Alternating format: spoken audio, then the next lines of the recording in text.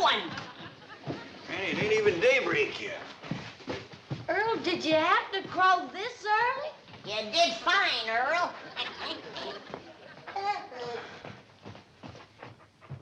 The early bird catches the worm. When we plow up that front yard out there, you're going to be up to your wishbone in them.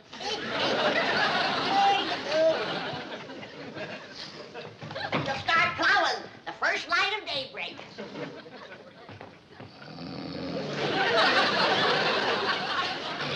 Shame on you. City living has made you soft and lazy. Now get to your feet before the whole morning is wasted. It's already past 4 o'clock. 4 o'clock's powerful early. No, not when you have the whole front yard to plow, and corn to plant, and taters, and turnips, rutabagas, and onions, and oats, and barley, and watermelon. All right, Granny, all right. Now, you get in the kitchen and get some breakfast on the table, and we'll be in directly. See that you do. Let's eat us a good big breakfast, Jethro, because you and me are going to be pulling that plow. Paul? No, Ellie, now, I know you're strong and you're willing, but this here is Beverly Hills, and just wouldn't look right for a young, pretty girl to be pulling the plow. Paul? No, Ellie. Uncle Jay, what Ellie's trying to tell you is that we went out last night and got a mule to pull that plow. You did? Well, yeah, like you were saying, this here is Beverly Hills, and we got to keep up appearances. That's right. Where is it? Well, it's tied to that big tree out back. Well, Jethro, he didn't look too happy there, so I bedded him down. Good girl, Ellie. I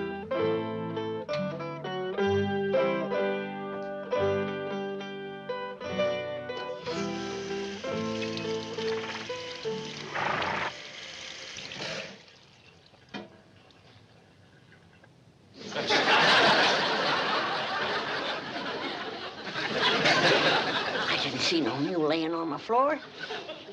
Couldn't have seen a mule laying on the floor. There ain't no mule to see.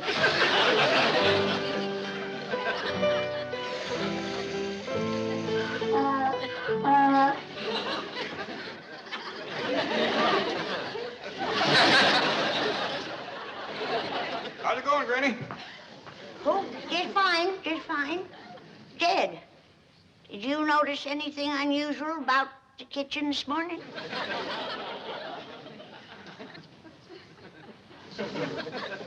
Nope. Unless you mean that mule sleeping on the floor over there. Oh, praise be, Jed. I thought I was having visions. Who brought him in here? You know as well as I do who's always bringing outdoor critters indoors. Well, see if you can get him back outdoors again. I don't cotton to mules laying around my kitchen. Tain't neat. I'll take care of it. Now then, young feller, if you'll just come along with me quietly. Don't rile him, Jed. I got kicked by a mule once. I want to tell you, it smarts. Henny, can I help you? You can help your pa get that mule out of here. You sure can. You won't move for me. Well, y'all just stay here and I'll talk to Nelson. Nelson? Come on, Nelson. If she could just talk to folks the way she talks to critters, we'd have us a politician in the family. Well, get that mule bed out of here and wash up for breakfast, all of you.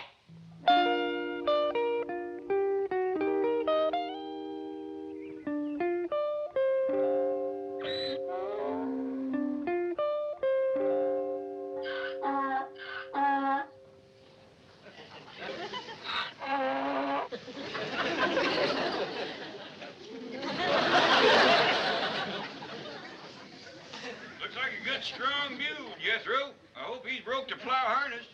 He's taking to it real good, Uncle Jed. I bet you we can plow up that whole front yard before noon. They wouldn't. They might. Well, come on, let's get around front with the plow. They are. Haw, mule, haw, haw, yeah. Mr. Clampett! Mr. Clampett, wait! Wait! Wait!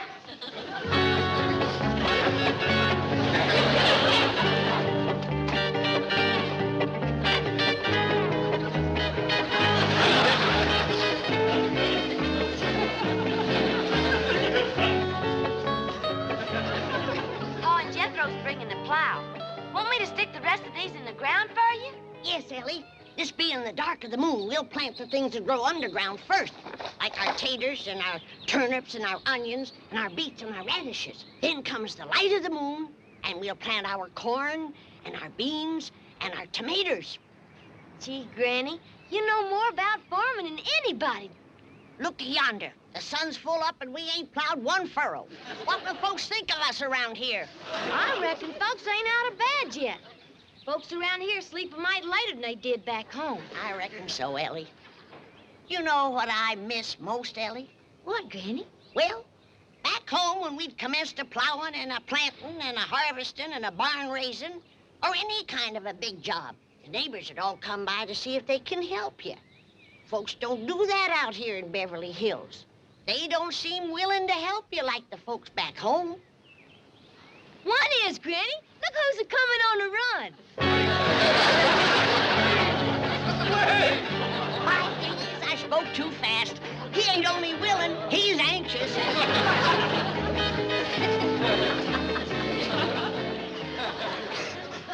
Howdy, Mr. Drysdale. Is them your work clothes?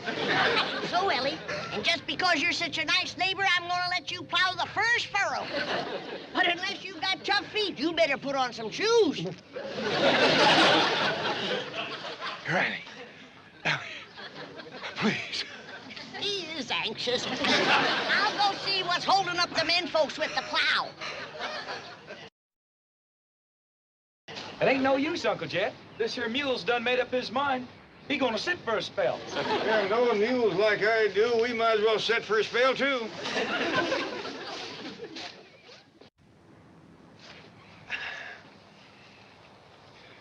You know something, Uncle Jed?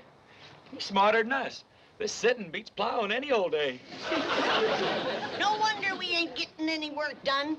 I ought to take a switch to the three of you, sitting back here hiding and loafing. He's the one that's loafing. Ain't a thing we can do till he gets his fill. I'll see about that. Here, Jethro. Mr. Mule, what did Ellie call this thing? Nelson. Mr. Nelson? Nelson?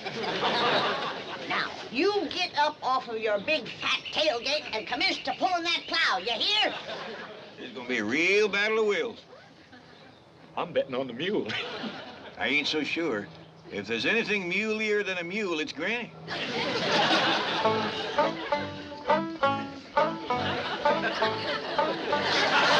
Granny? Ellie Mae, you busted the spell. Another minute and I'd have had that fella buffaloed. What's the trouble, Ellie? Mr. Drysdale said if we go to plowing up that front yard, a whole neighborhood will come storming over. Well, that's dandy. We got enough work for all of them. Well, I think you better have a talk to him, Granny. He sure is stirred up. All right, but you get that mule on his feet. Nelson balking again, is he? That's a fact.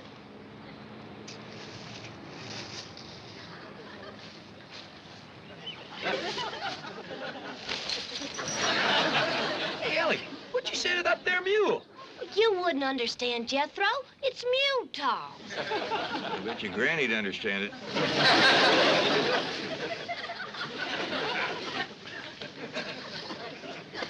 Hold on there. What are you doing? Granny, you can't grow things like turnips and onions here in front of the house. That's turnip and onion soil if I ever tasted it. You can't grow anything. There's a zoning ordinance here. Now you tell me. I already swallowed it. Bless you. Thank you. Granny, you don't Bless you again. You better get some shoes on your feet. Hi, Mr. Drysdale. Hey, Ellie got the mule up, Granny, and Uncle Jed will be here with the plow directly. Bless you. Oh, I've got to get home and get some clothes on or I'll catch pneumonia. Promise me you won't do anything until I get back. I've waited as long as I'm gonna wait. Jethro, you take him in the house and put some shoes on him and some dry clothes. Okay, Granny. Come on, Mr. Drysdale. No, no! Hey, you better never say no to Granny unless your hide wants standing.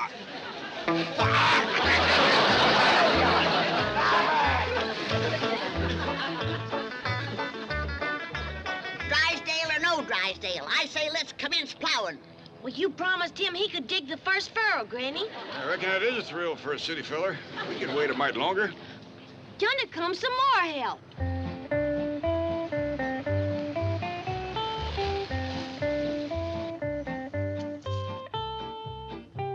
What in the name of Secretary Freeman are you doing? We're fixing to plow and plant. What does it look like we're doing? That's what it looks like you're doing. Oh, thank goodness I got here in time. You city folks are willing, but you sure don't know how to dress for plowing. Does Mr. Drysdale know about this? Oh, yeah, we was waiting for him to plow the first furrow. And we ain't gonna wait much longer. Granny, yonder he comes. Don't start yet! Don't start! Don't start yet! Don't start!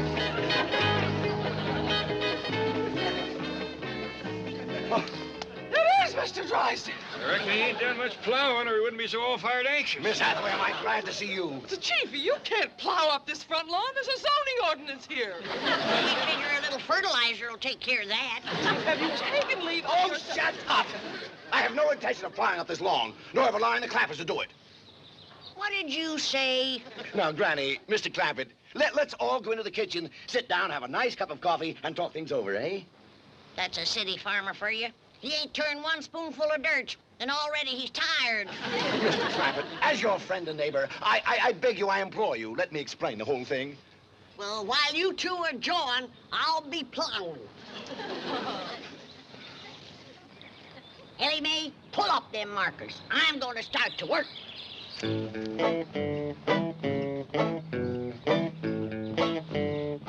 Giddy up, mule! Ha! Let's go!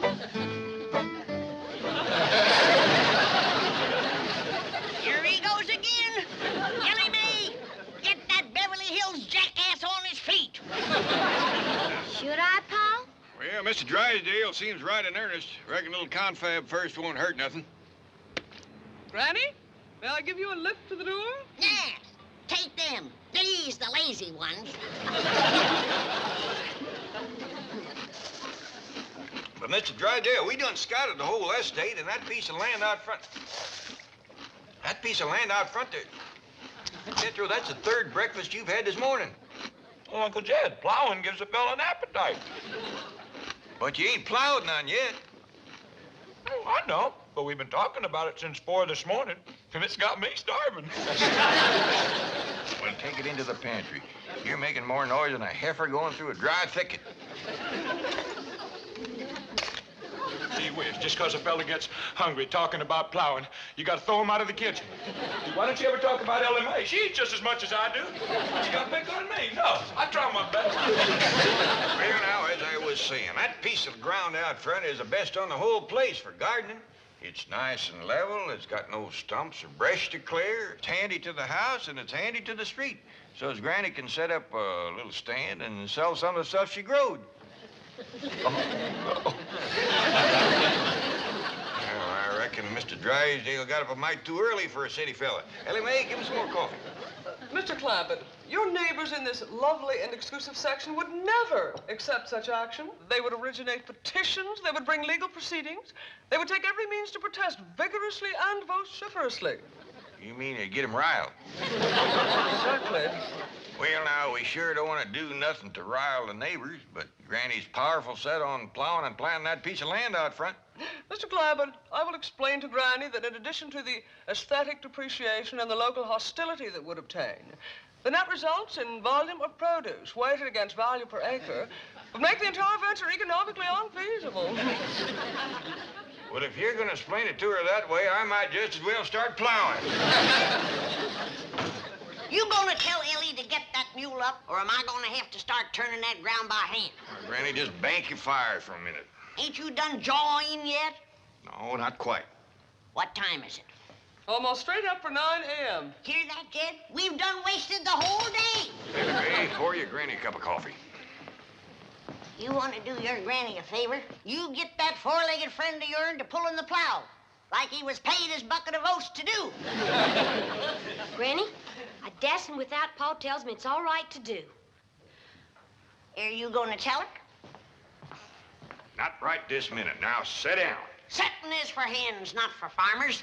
Now, I'm going out there and look that mule in the eye till he does my will. And I you're gonna own a mule with a powerful headache and a broke spirit.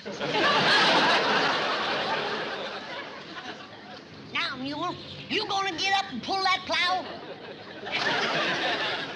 I say air. All right. I'm gonna put the mule hex on you. Oh, think it's funny, do you? All right, Mr. Mule. Look me in the eye.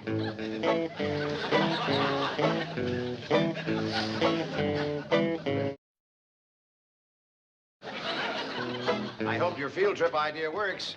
That little woman out there is harder to convince than a bank examiner. Don't worry, Chief. I shall carry the message to Garcia, or in this case, to Granny. Well, I'll change clothes and get down to the bank. Lots of luck. Now then, shall we put Granny in the front seat with me? Well, I kind of favor the back seat twixt Jethro and me. I figure maybe we got the best chance of holding her in the car. Yeah, because Granny ain't gonna take this sitting still. That's a fact. Well, I got her hat and her reticule. Granny won't go no place without she totes her reticule.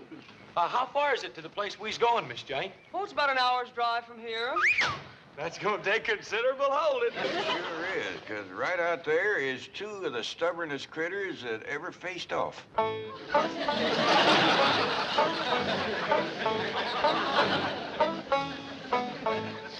You're getting a headache. You're getting a headache.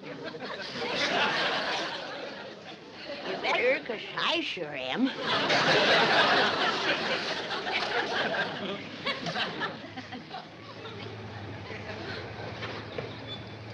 Come on, Granny, we's all going for a ride. Well, if that don't take the roof off in the barn, loafing isn't bad enough. Now it's joyriding on plowing day. It ain't exactly joyriding, Granny. We got something to show you. Indeed we have, Granny. This will be a ride you'll never forget.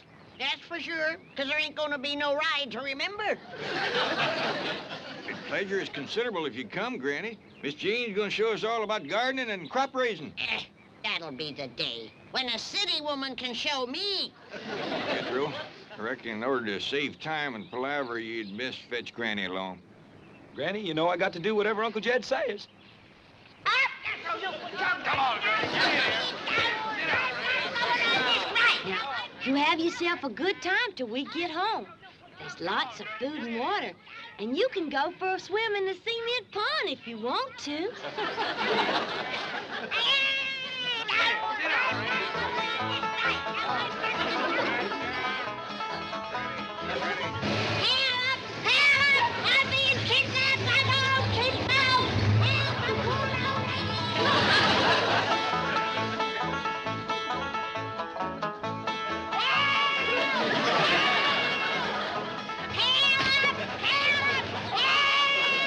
Granny, quieten down. Not me if I'm going fighting.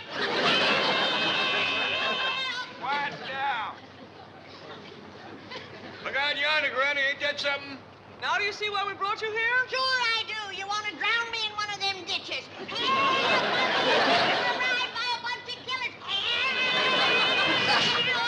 Be sensible. Why would we want to get rid of you? To get out of plowing and planting, that's why. I'm the only one that hasn't been spoiled rotten by city living. And you don't want me nagging your conscience. This was my idea, to show you how unnecessary it is to plow and plant. Look out there. These people make farming their life's work. By their efficiency and modern methods, they raise better crops and more of them than you and I could ever hope to. Speak for yourself, city woman. Now, there ain't nobody so wise that they can't learn something new. Well, don't expect me to learn them. Look at them, planting corn at the dark of the moontime. I'd like to see their faces when nothing comes up. Granny, the modern farmer is so efficient that each one feeds 28 people. Now, you hear that, Granny? You don't want to put men out of work with families that big.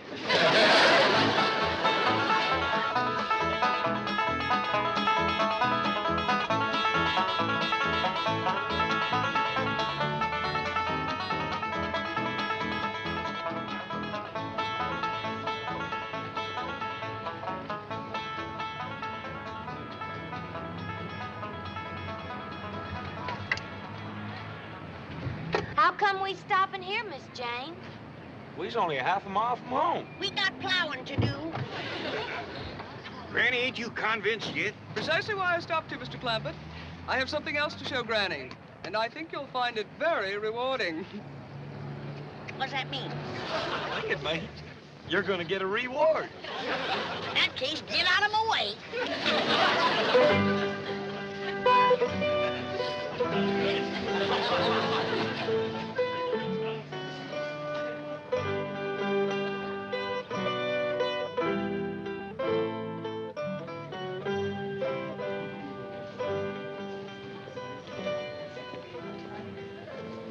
Now, Granny, while the others are exploring the rest of the market, I want to show you how unnecessary it is to plant a garden. Look, could you grow a watermelon like that? That's a watermelon. Yes. Back home, that'd be a cucumber. Serious. But I must admit, that's the biggest cocklebur I ever did see. Granny. I'd sure hate to comb a mess of them out of a mule's tail. Granny, this is a pineapple all the way from Hawaii. In fact, there are fruits and vegetables here from all over the world. Come on. Ah. Do you know what this is? It looks like a hairy hickory nut. It's looking back at me. This is a coconut from the Philippine Islands. And over here are bananas from Central America, and here are nuts from South America. Well, that's one thing they don't have to bring to California. Nuts. Granny, you just won't take me seriously, will you? Well, everything's so mixed up out here. It's got me discombobulated. Now, everybody knows that you plant turnips on July the 25th. But out here, you can't tell the difference betwixt July and October. Well, why bother to plant them all when the best in the world are here at your fingertips? Look at these turnips. Well, now you got me beat. I once growed a double turnip, but I never pulled 4 out of one hole.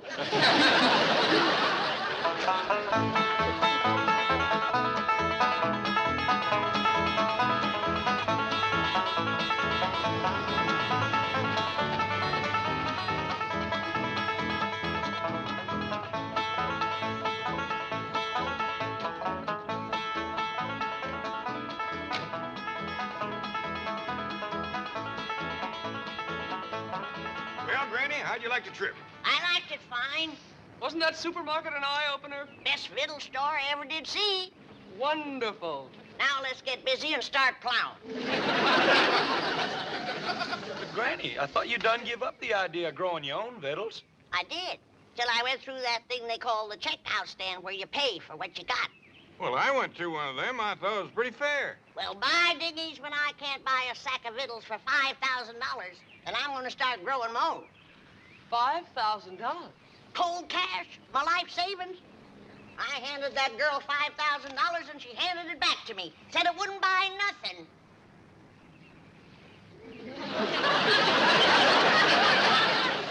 Well, no wonder, Granny. It's Confederate. So am I.